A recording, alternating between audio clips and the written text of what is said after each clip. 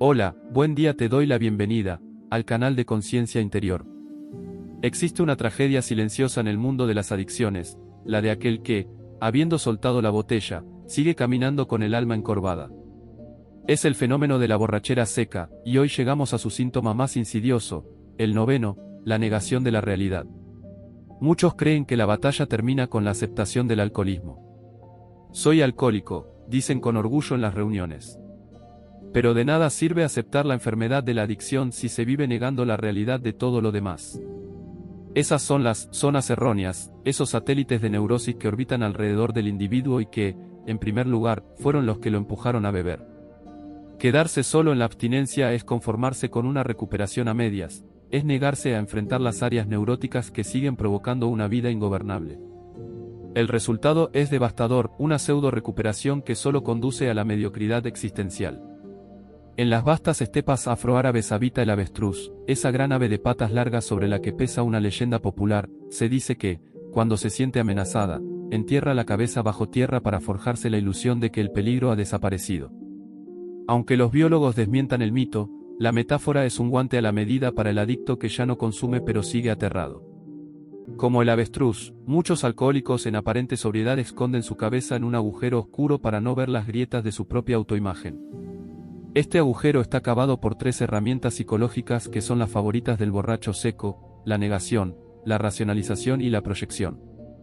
Hay un dicho que reza: desde que se inventaron los pretextos, nadie queda mal. Bajo este escudo, nadie es perezoso, nadie es infiel, nadie es irresponsable o agresivo. Quien inventó los pretextos seguramente fue un alcohólico, pues si algo domina este perfil es el arte de la excusa. Cuando bebían, tenían 1000 justificaciones para su embriaguez. Ahora que supuestamente se están recuperando, el talento sigue intacto, fabrican pretextos constantes para justificar su conducta ingobernable. El pretexto no es solo una mentira hacia afuera, es la piedra angular de la racionalización. El individuo construye una explicación falsa, un armazón lógico pero vacío, para no tener que mirar su realidad neurótica de frente. Pensemos en una escena cotidiana y dolorosa: un padre que golpea a su hijo con una ira que le desborda el pecho. Muchos alcohólicos, en sobriedad, siguen descargando su frustración de esta manera. Al terminar, el mecanismo de defensa se activa para proteger su ego. Se acerca al niño y le dice: esto me duele más a mí que a ti, pero lo hago por tu bien, por tu educación. Este es el ejemplo perfecto de una conducta neurótica racionalizada. La realidad cruda es: soy un individuo impulsivo, incapaz de controlar mi ira, y eso me convierte en un maltratador. Pero esa verdad es inaceptable para su yo. Entonces, construye el argumento falso: soy un padre preocupado y estricto. Así, la violencia se disfraza de virtud. La negación no es solo decir no, es una falta total de reconocimiento de la evidencia.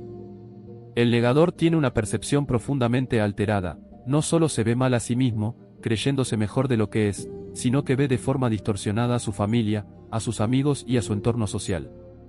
El padre golpeador del ejemplo anterior vive convencido de su autoimagen positiva. Él se ve responsable y firme. Sin embargo, ante la luz de la objetividad, no es más que una persona iracunda con pobre control de impulsos. Al manejar mal su realidad interna, el negador termina manejando mal todas las situaciones de su vida. Por eso, estos borrachos secos suelen ser perdedores habituales. Aunque ya no beban, el fracaso los persigue porque no se puede ganar un juego cuyas reglas uno se niega a ver. Finalmente, cuando la realidad es tan intolerable que ni la racionalización puede ocultarla, aparece la proyección. En psicología, es el mecanismo por el cual el individuo se libera de sus sentimientos penosos desplazándolos hacia los demás. Es el clásico: el león cree que todos son de su condición. El que maneja la proyección pone en los hombros de los demás sus propios defectos y sentimientos inaceptables.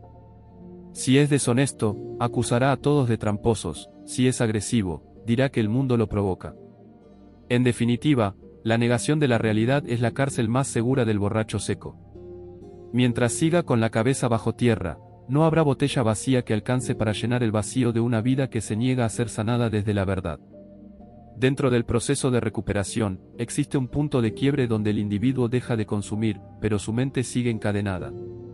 Es el noveno síntoma de la borrachera seca, un estado donde la negación de la realidad no alcohólica se convierte en una fortaleza inexpugnable. Un ejemplo clásico y crudo de este mecanismo es el del esposo infiel que, paradójicamente, vive consumido por los celos. Podría parecer una contradicción, pero es pura psicología. Mientras más mujeriego y promiscuo sea, más proyectará esa conducta en su esposa. Al vigilarla a ella, al desconfiar de cada uno de sus pasos y asfixiarla con celos patológicos, el individuo crea un distracte psicológico perfecto. Se enfoca tanto en la supuesta deslealtad ajena que evita enfrentarse a su propia y lamentable realidad, la de ser un hombre deshonesto y desleal que ha pisoteado el compromiso sentimental de su pareja. En este escenario, los celos no son una muestra de amor, sino una pantalla de humo diseñada para no ver el vacío ético de su propia vida. Estos mecanismos no son simples caprichos, son formas de resistencia al cambio.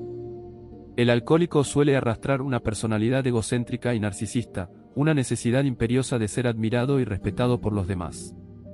Por eso, aceptar el lado oscuro de su carácter le resulta aterrador. Es común ver a estos individuos en los grupos de ayuda. Cuando suben a la tribuna, jamás tocan sus defectos actuales, en cambio, se envuelven en la bandera de sus años de abstinencia. Hablan con elocuencia de los defectos de los compañeros, señalando la paja en el ojo ajeno mientras ignoran la vida que les atraviesa el propio. Ya lo decía magistralmente Bill W. en 1966. Una parte demasiado grande de mi vida ha sido dedicada a pensar en los defectos de otra gente. Esta es una forma muy sutil y perversa de la satisfacción de sí mismo que nos permite seguir cómodamente inconscientes de nuestros propios defectos. Es una satisfacción perversa, sentirse superior criticando al prójimo para no tener que sanar las propias heridas. En este afán por resistirse a la transformación, el negador se comporta como aquellos tres changuitos simbólicos. Se cubre los ojos para no ver sus defectos. Se tapa los oídos para no escuchar las verdades que otros intentan decirle. Se cubre la boca para no hablar de sus zonas erróneas. Esta persona sistemáticamente evade el tema de su carácter. Prefiere presumir sus éxitos o enfocarse en el paso 12, ayudar a otros, antes que enfrentarse al riguroso examen de conciencia de un cuarto paso. Es el que afirma que no necesita psiquiatras, psicólogos o guías espirituales, porque en el fondo tiene un miedo atroz de encontrarse con el hombre que realmente es. Esta resistencia genera conflictos profundos. Muchos se ofenden cuando un familiar o un compañero de grupo les señala una actitud inadecuada. Se sienten agredidos y atacados, reaccionando con la misma ira con la que reaccionaban cuando todavía bebían y alguien les cuestionaba la copa. ¿Cuántas relaciones valiosas se han perdido porque el individuo prefiere alejarse de quienes le dicen la verdad antes que aceptar que debe cambiar? Para comprender la magnitud de este problema, debemos mirar hacia los mares del Ártico. Imaginemos un iceberg. Desde la cubierta de un barco, solo vemos una pequeña porción de hielo que sobresale del agua. Sin embargo, si nos sumergimos, descubriremos una masa gigantesca, de 10 a 100 veces mayor que la parte visible. Nuestra mente funciona igual. La porción visible representa nuestras motivaciones conscientes, lo que creemos que somos y por qué creemos que actuamos. La porción sumergida representa el inconsciente, donde residen las verdaderas razones de nuestra conducta, mucho más poderosas y frecuentes que las conscientes. La negación, la racionalización y la proyección no son mentiras cínicas ni actos premeditados, son mecanismos automáticos de defensa. La persona que niega no está intentando engañar a los demás de forma consciente, se está aferrando desesperadamente a una imagen idealizada de sí mismo para protegerse de la angustia que le provocaría la realidad objetiva. El alcoholismo, la drogadicción y la codependencia son, en esencia, enfermedades de la negación. Al ser un proceso mayoritariamente inconsciente, el enfermo no se da cuenta de que está negando la realidad mientras lo hace. Por ello, el desafío de la verdadera recuperación es traer esa masa sumergida a la superficie, utilizando técnicas que permitan derribar estos muros defensivos y, por fin, empezar a vivir en la verdad. Para comprender por qué el ser humano actúa como actúa, debemos mirar más allá de lo que se ve a simple vista. Tomemos un ejemplo cotidiano, la elección de una pareja. Cuando un hombre decide buscar una compañera, tiene una motivación consciente que suele ser simple: ya quiero tener novia, o es momento de casarme. Sin embargo, bajo esa superficie, operan corrientes profundas y desconocidas. En el plano inconsciente, es muy probable que este individuo esté seleccionando a alguien que se parezca a su madre, o quizás busque a una persona sumisa para ejercer control, o a una figura psicológicamente fuerte para delegar su propia responsabilidad. Todas estas motivaciones se originan en su historial psicobiográfico, en esas huellas grabadas desde la infancia más temprana que dictan sus deseos sin que él lo sospeche. Esta misma complejidad es la que explica la resistencia del alcohólico.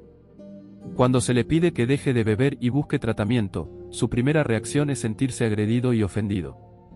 Al gritar que no es un alcohólico y prometer que, esta vez, lo dejará solo, no está mintiendo ni intentando engañar. Lo que ocurre es que su mecanismo de negación está trabajando a marchas forzadas para proteger a su yo de una realidad que le resulta insoportable, la de verse como un vicioso, un degenerado o un estigmatizado social. Su yo ideal anhela ser un hombre respetado, alguien que pueda beber como todo el mundo. La negación es, entonces, el muro que separa su dolorosa realidad de ese ideal de aceptación que tanto persigue. Solo un sacudimiento emocional intenso, una crisis existencial provocada por el fondo del alcoholismo, es capaz de agrietar ese muro. Cuando esto sucede, el individuo finalmente acepta su realidad alcohólica. Sin embargo, el peligro no termina ahí. Una vez que el paciente inicia su recuperación o se une a un grupo de alcohólicos anónimos, suele ocurrir un fenómeno curioso: acepta que es alcohólico, pero se atrinchera de nuevo para negar sus áreas neuróticas. Sigue protegiendo su yo ideal de la envidia, la ira o la soberbia. En este punto, la voluntad propia no basta. Se requiere de la presión del grupo, de la catarsis en tribuna y de la retroalimentación constante para destruir esos mecanismos defensivos remanentes. Ignacio Larrañaga, en su libro Del sufrimiento a la paz, describe esta condición humana con una precisión quirúrgica. La conciencia es como una minúscula isla de pocos kilómetros cuadrados situada en medio de un océano de profundidades insolubles y horizontes casi infinitos. Este océano se llama el subconsciente. A la vista nada se advierte, todo está en calma, pero en lo profundo todo es movimiento y amenaza. Hay volcanes dormidos que de pronto pueden entrar en erupción. Por lo general, el hombre es un sonámbulo que camina, se mueve, actúa, pero está dormido. A veces da la impresión de ser un títere movido por hilos misteriosos invisibles. El negador de su realidad no alcohólica está condenado a ser ese títere.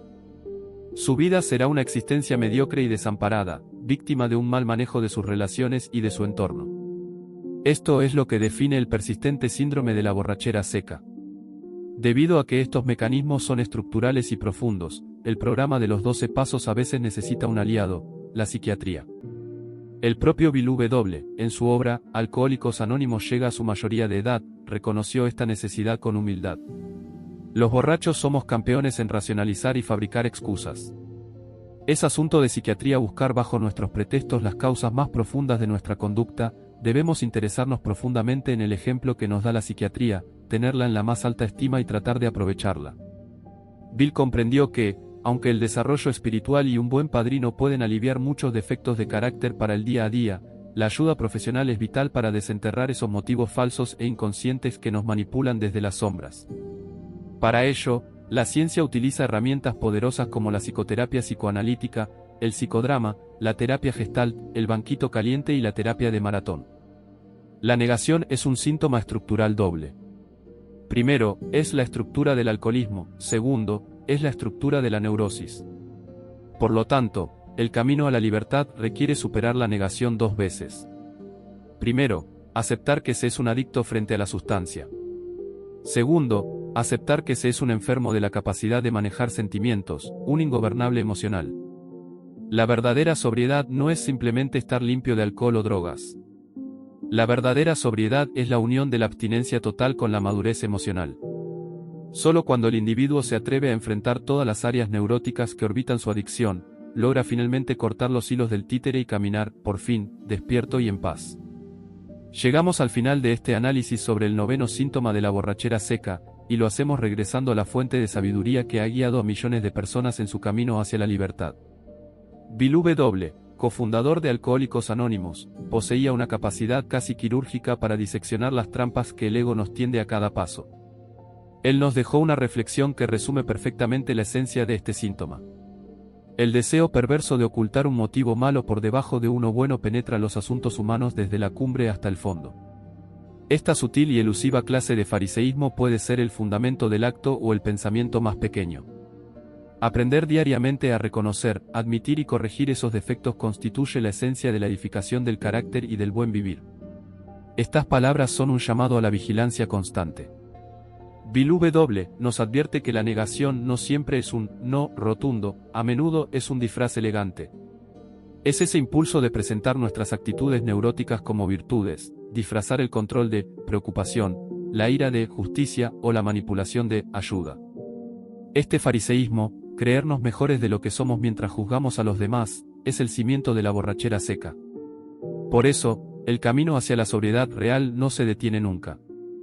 La edificación del carácter no es un evento que ocurre una sola vez, sino una práctica diaria de reconocer la verdad, admitir el error y corregir el rumbo. Solo así se alcanza lo que Bill llamaba el buen vivir. Hemos concluido el recorrido por el noveno síntoma, la negación de la realidad. A lo largo de esta serie, hemos visto cómo el iceberg del inconsciente nos mueve como títeres y cómo los mecanismos de defensa nos mantienen ciegos ante nuestras propias áreas neuróticas. Esperamos que esta información haya sido de gran ayuda para tu proceso de recuperación y crecimiento personal. El conocimiento es la primera herramienta para romper las cadenas de esta perversa enfermedad del alma que es la adicción y su extensión, la borrachera seca. Únete a la conciencia. Te invitamos a formar parte activa de esta comunidad que busca la madurez emocional. Deja un like si este vídeo te ha brindado claridad. Comenta tu reflexión, ¿has detectado alguna vez ese motivo mal oculto bajo uno bueno? Tu honestidad puede inspirar a otros. Comparte este contenido con tus compañeros de grupo, en tus redes o con ese amigo que está luchando por entender su propia ingobernabilidad. Entre más seamos los informados, más fuerte será nuestro frente contra la enfermedad. Gracias por acompañarnos en Conciencia Interior. Nos vemos en la próxima entrega. Felices 24 horas.